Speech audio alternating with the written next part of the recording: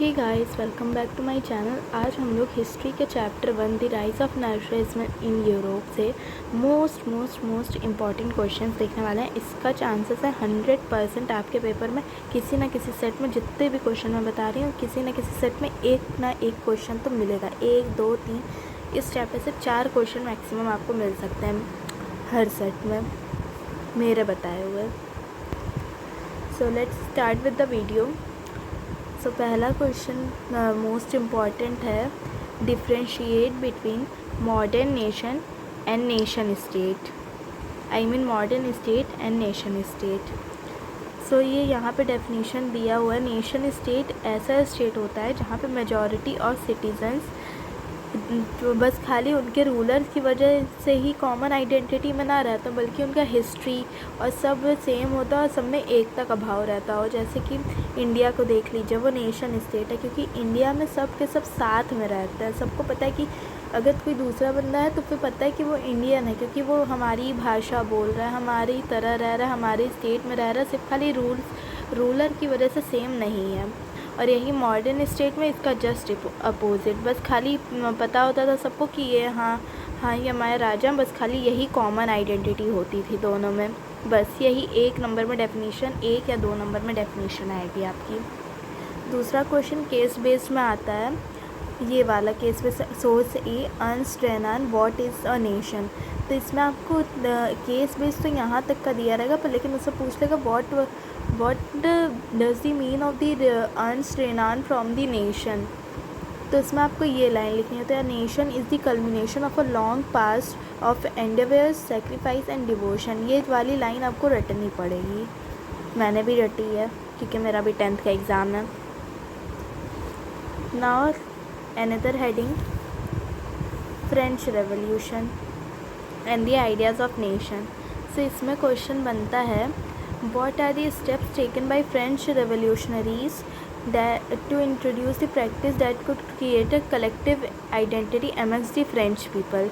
या फिर आप लोग स्टेटमेंट दे देगा, from the very beginning the French revolutionaries introduced various measures and practices that could create a sense of collective identity amongst the French people। Discuss, ऐसा statement करके भी दे सकते हैं। तो उसमें आपको लिखना रहेगा, सबसे पहला पॉइंट, द आइडियाज़ ऑफ ला पत्रे एंड द ले सिटोइनी एम्फेसाइज द नोशन।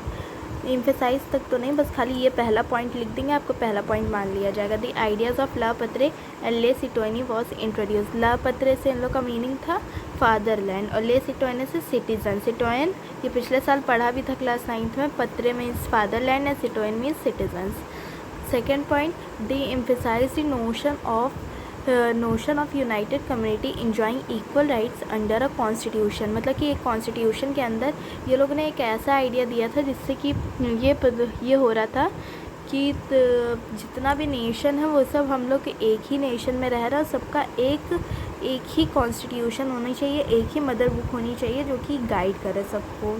ये था second point. Third point, a new French flag, the tricolor, was chosen to replace the former royal standards। मतलब कि जो भी आप लोग का पहले का फ्लैग का नाम था फॉर्मर रॉयल स्टैंडर्ड्स, और अब इसको रिप्लेस कर दिया गया था फ्रेंच फ्लैग ट्राई कलर। मतलब कि ट्राई कलर का फ्रेंच फ्लैग नहीं देखा, ऑरेंज वाइट ग्रीन, इस फ्लैग ने रिप्लेस कर दिया था। दूसरा, state general was elected by the body of active citizens and renamed the national assembly. मतलब कि स्टेट जनरल पहले हुआ करती थी, अपर क्लास, लोअर क्लास, मतलब कि प्रिविलेजेस मिलते थे प्रीस्ट के पीपल को और मोनार्की के पीपल को। और पहले फ्रांस बटा हुआ था, first state, second state and third state. First state में मोनार्की, सेकेंड स्टेट में जितने भी क्लर्जी पीपल्स थे, और थर्ड स्टेट में कॉमन मैन। तो खाली कॉमन मैन ही टैक्स भरता था, अब वो चीज़ जा चुकी थी। अब स्टेट जनरल हट के नेशनल असेंबली इलेक्ट की जाती थी बाय द एक्टिव सिटीजन्स, मतलब कि जो टैक्स पे करते थे उन लोगों के द्वारा। ठीक, और फिर उसके बाद new hymns were compose, oaths taken and martyrs कोमेमोरेटेड।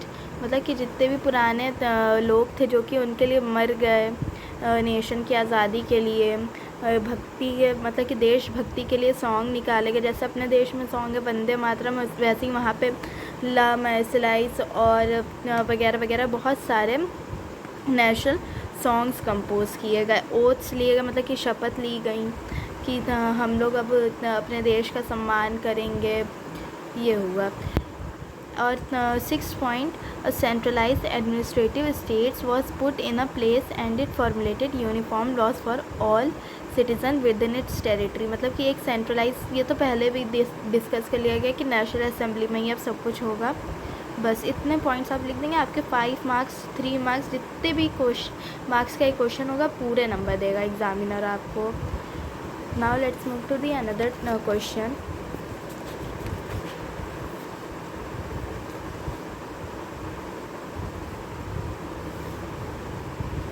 Another question says what is the Napoleonic Code, और they can also ask what was the civil code of 1804। तो इसमें आप लोग को लिखना है कि नेपोलियन ने जो भी अच्छे काम किए थे वो लिखना है। मतलब कि पहला 3 काम उसने किए थे। पहला काम उसने किया था कि right to property, establish equality before the law, मतलब कि कानून के आगे सबके सब इक्वल हैं, ये इस्टेब्लिश किया था। राइट टू प्रॉपर्टी, पहले फ्रांस के लोगों के पास राइट टू प्रॉपर्टी, मतलब कि प्रॉपर्टी वो लोग खरीद नहीं सकते थे, हमेशा दूसरों की ज़मीन में वो लोग काम करते थे, तो वो राइट टू प्रॉपर्टी दे दिया गया। और थर्ड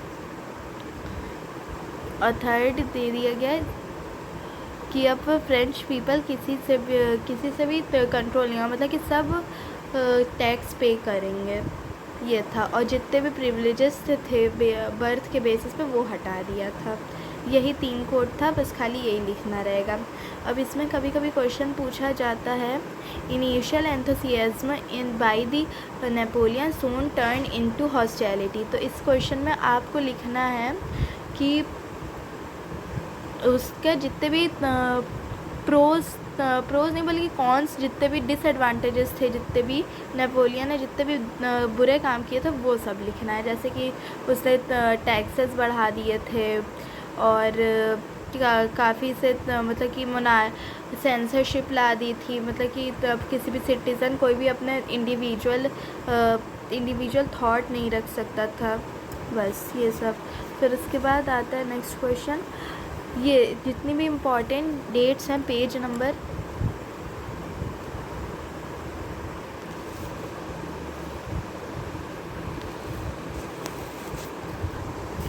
दूसरा क्वेश्चन यहाँ से इस टॉपिक से पूछा जाता है, some important dates.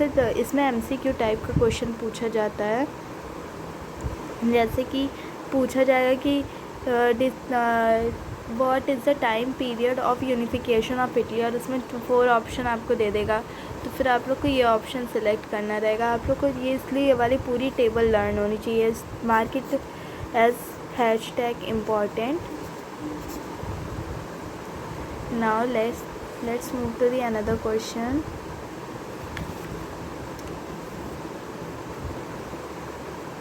Most important question, what is the role of formation of Zolvarine in France।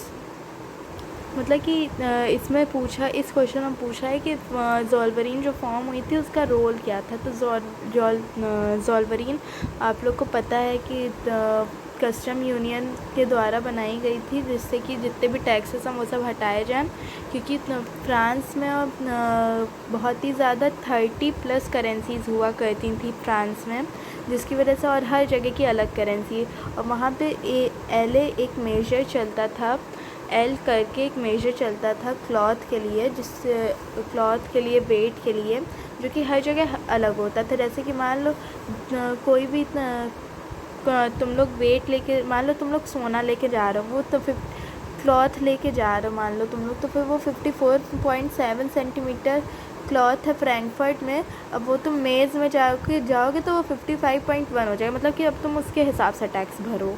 ऐसे अलग अलग जगह पे अलग अलग टैक्स सिस्टम होने के कारण, अलग अलग करेंसी होने के कारण बहुत ज़्यादा दिक्कत हुआ करती थी। इस वजह से ज़ोल्वरीन का फॉर्मेशन किया गया, और इसकी वजह से इसने बहुत सारे टैरिफ बैरियर्स, मतलब कि टैक्स बैरियर्स को कम कर दिया, और करेंसीज़ को 30 से 2 पे ले आया। 30 करेंसीज़ ओवर हुआ करती थी वहाँ पे, उसको 2 पे ले आया। यही लिखना है आपको इस क्वेश्चन में। Now let's move to the another question. Unification से फिर पूछा जाता है क्वेश्चन आपका।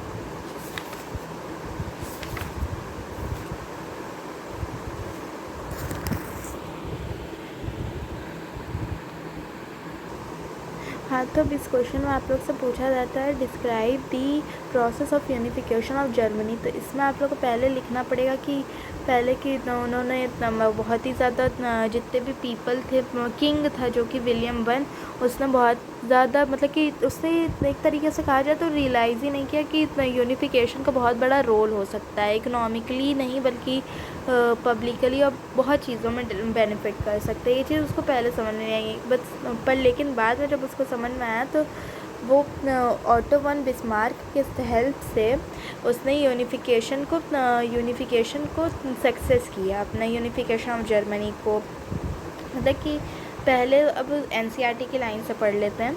The liberal initiative to nation building is however repressed by the combined forces of monarchy and military. में बताया मैंने कि पहले वो लोगों ने यूनिफिकेशन की प्रोसेस को बहुत ही ज़्यादा दबाया, फिर उसके बाद जब उन्होंने रियलाइज़ किया कि नहीं ये तो बहुत अच्छी चीज़ है, अपनी यूनिफिकेशन से सबको फ़ायदा मिलेगा, तो फिर it's chief minister auto von Bismarck was the architect of the process carried with the help of the Prussian army and bureaucracy. फिर उसके बाद ऑटो वन बिस्मार्क वहाँ का चीफ मिनिस्टर, उसने हेल्प की राजा की, उसने प्रूशियन आर्मी की हेल्प से और ब्यूरोक्रेसी की हेल्प से उसने यूनिफाई कर दिया जर्मनी को। ऐसे ही नहीं कि ऐसे ही मन किया तो यूनिफाई कर दिया, बहुत लंबा प्रोसेस चला, 3 साल तक वॉर लड़ी गई, 3 वॉर 7 सालों में लड़ी गई। किसके साथ? ऑस्ट्रिया, डेनमार्क एंड फ्रांस के साथ, पर लेकिन अल्टीमेटली प्रूशिया जीत गया और यूनिफिकेशन ऑफ जर्मन हो गया। उसका किंग कौन था? विलियम वन को डिक्लेयर कर दिया गया जर्मन का किंग की तरह। Now next question will be asked that describe the process of unification of Italy.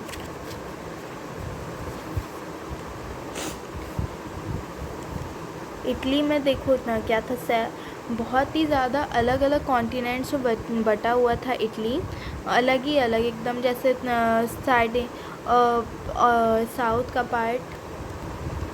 तो इसमें आप लोग को लिखना रहेगा कि बहुत सारे अलग अलग नेशन में इटली बटा हुआ था, जिसमें से सार्डिनिया, पिएडमोंटी सिर्फ खाली इटली रूलर के द्वारा रूल किया जा रहा था। फिर उसके बाद इसका काउंट केवर इनके चीफ आर्किटेक्ट की तरह काम किए थे। इन्होंने जियोसेफी मज़ीनी के साथ मिलकर यूनिफिकेशन का प्रोसेस को सक्सेस किया था। आप लोग इसको डिटेल में लिख लीजिएगा। मैं आपको बहुत ही ज़्यादा इम्पॉर्टेंट क्वेश्चन कम टाइम में बताने, इस वजह से मैं जल्दी थोड़ा बहुत बता रही हूँ, पर लेकिन ये वाला पैराग्राफ ज़रूर पढ़िएगा, most important, #important। Now let's move to the another question.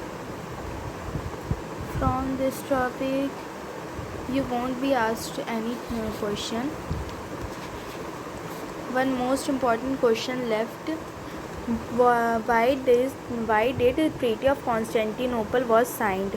तो इस क्वेश्चन का आंसर आप लोग को लिखना है कि ग्रीक की इंडिपेंडेंस दिलाने के लिए, मतलब कि ग्रीक पहले बहुत ही ज़्यादा इम्पॉर्टेंट रोल प्ले करता था कल्चर वगैरह में, पर लेकिन बाद में उसको सप्रेस कर दिया गया। ओटोमन एम्पायर ने उसको रूल करके बहुत ही ज़्यादा सप्रेस कर दिया था। फिर उसके बाद जब उन लोग को रियलाइज़ हुआ 1821 में, वो लोग को रियलाइज़ हुआ कि हम लोग को बहुत ज़्यादा सप्रेस किया जा रहा है, तो वो लोगों ने रिवॉल्ट किया। वो लोग को रिवॉल्ट को बाहर से भी बहुत ज़्यादा सपोर्ट मिला, और फिर उसके बाद ट्रीटी ऑफ कॉन्स्टेंटिनोपल 1832 में साइन हुई थी। मतलब समझ लो 1821 से लड़ाई शुरू हुई और 1832 में उन लोग को इंडिपेंडेंस मिली है ना। Second last important question is why did treaty of Vienna was sign. इसको कांग्रेस ऑफ वियना भी करके आपसे क्वेश्चन पूछा जा सकता है। तो पहला पॉइंट तो आप लोग लिख लीजिएगा कि ट्रीटी ऑफ वियना 1815 में साइन की गई थी। उसको लीड ड्यूक मेटरनिक ने किया था। उसको लीड ड्यूक मेटरनिक ने किया था, ऑस्ट्रियन चांसलर। और इस ट्रीटी का मेन मोटिव था कि किसी तरीके से जितने भी नेपोलियन ने डेवलपमेंट किए हैं ना, कि इक्वालिटी बिफोर लॉ ला दिया, privileges based on birth was abolish, मतलब कि इतना बर्थ के बेसिस पे प्रिविलेजेस जितने भी थे सबको एबॉलिश कर दिया, वो सबको मेन मोटिव था हटाने को। तो फिर ये सब हटा के बर्बन डायनेस्टी को फिर से उसकी पावर दे दी गई थी। यही हुआ था ट्रीटी ऑफ वियना में। Now the last most important question is what is the name of the female allegory for the German. तो उसकी फीमेल एलिगरी का नाम था जर्मेनिया। होप आप लोग को फिगर दिख रहा होगा। जर्मेनिया में आप देखिए कि इसने ओक लीव्स पहनी हुई, जो कि हीरोइज्म को शो करता है। पीछे से फ्रेंच ट्राई कलर फ्लैग है, जो कि बताता है कि अब नया फ्रेंच है, मतलब कि वहाँ पे लिबर्टी है, फ्रेटर्निटी है, इक्वालिटी बिफोर लॉ है, सब है, ये सब बताता है। और अब पूछा जाता है आप लोग से what is the name of the French female allegory. तो फिर उसका नाम हो जाएगा क्रिस्टाइन मैरीन। उसका ये नाम क्रिश्चियन नेम से लिया गया था, जो कि वही सब अगेन रिप्रेजेंट करता है लिबर्टी, फ्रेटर्निटी। सबके यहाँ की फ़ीमेल एलिगरी उन लोग के अकॉर्डिंग लिबर्टी शो करती है, फ्रेटर्निटी शो करती है, हीरोइज्म शो करती है, एक बहुत ही ज़्यादा अच्छा नेशन शो करती है। So yeah, that's all the important question from the chapter 1 of history. Thanks for watching. Please like, share and subscribe.